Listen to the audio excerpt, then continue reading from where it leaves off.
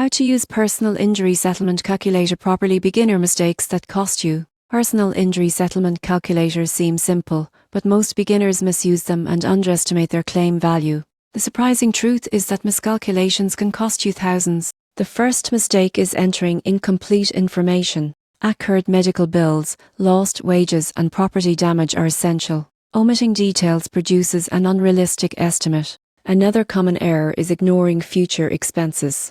Rehabilitation, ongoing treatment, or lost earning potential should be included. Many calculators fail to account for these automatically, so manual adjustments are necessary. Many users rely solely on the calculator without professional advice. Calculators are guides, not guarantees. Consulting a personal injury attorney ensures all factors are considered.